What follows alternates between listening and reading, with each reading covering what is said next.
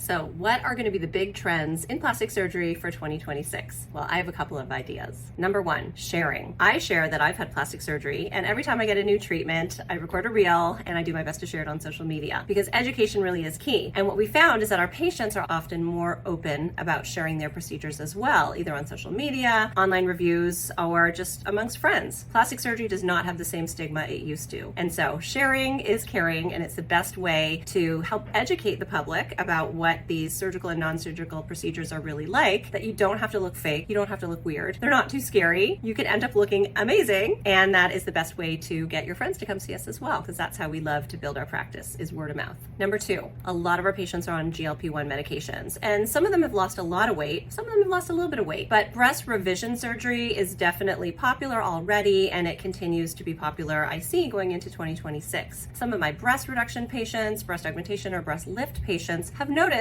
a slight loss of their former fullness in their upper pole. Some of them are looking for very small implants in order to give them back that former upper pole fullness that they had 10 or 15 pounds ago. And then also with weight loss, the entire breast can kind of deflate, sag, lose its shape. Sometimes just redoing the fold in the bottom of the breast, or sometimes redoing the inverted T incisions under local anesthesia can help to create more of a lift, keeping a natural look, but restoring some of the past oomph that breasts had before the weight loss. Number three, small implants and just basically small breasts in general. One of our nurses, Rebecca, has termed these type of breasts fashion boobs. And so fashion boobs are really a thing. They can also be called the ballerina body, but really fashion boobs are smaller, perkier breasts. They tend to look good on almost everyone, and they help clothes look really good as well. So the bigger oversized implants of the 1990s and the early 2000s, they were really never a thing. Plus I didn't start my practice until 2006. So I may have trained doing some of those procedures, but since I started my practice 20 years ago, my aesthetic is natural, slender, athletic, proportional, and that's what most patients who see me are also looking for. So continuation of small, perky, natural, and then fashion boobs. That's a new term. I love it. I think we're gonna keep it. Number four, looking at the face as a whole and doing facial balancing procedures, some of which are surgical, but many of them are non-surgical. We look at the whole face as an aesthetic unit, and it's not only the skin, which is very important, it's muscles, it's bony structure, it's soft tissues. And as we get older, all of those things tend to go by the wayside. We develop fine lines, we develop some deeper lines, we develop sun damage, loss of volume, which can also be accentuated by weight loss, and then the soft tissues of the face tend to descend and fall down. Surgery can help definitely in the lower face. Patients who come in and they say, I just want this, that's surgery. But we can also help to restore an overall balance to the face with a combination of non-surgical procedures, including neuromodulators like Botox or Dysport, fillers, and there's a whole bunch of name brand ones, and sometimes we also add fat to the face. Combining surgery with non-surgical aesthetic procedures of the face really is the mainstay in order to maintain balance of your face. You don't want just your forehead to look amazing or to not move and then the rest of your face to not really match. So having a consultation with one of our board certified aesthetic nurse practitioners, Emily or Agnes, is key to learning about all of your options and to make sure you are doing everything you can to look your best. And finally, number five, plastic surgery is not a one-size-fits-all approach. We look at the whole patient, including their aesthetics, their lifestyle, their personal goals, their genetics, what they have going on in their life, what they have coming up in the next days, weeks, months, year, and we really take an individualized approach to every patient. Sometimes when I meet a patient, I say,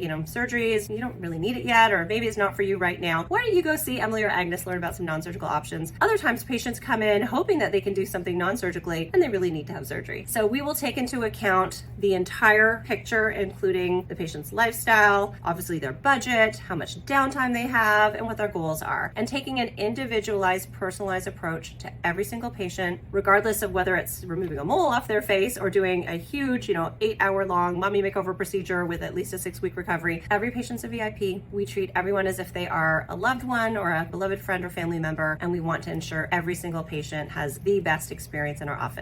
We are so proud to have earned the title Best of the Bay last year, both for plastic surgery, but also as med spa, which is non-surgical aesthetics. We are going to do our best to keep that title in 2026. So stay tuned whenever the voting starts, and hope everybody has a very happy new year. Come and see us anytime. We are here to take care of you, to educate you, to treat you as a beloved family member, and to help everyone look their best.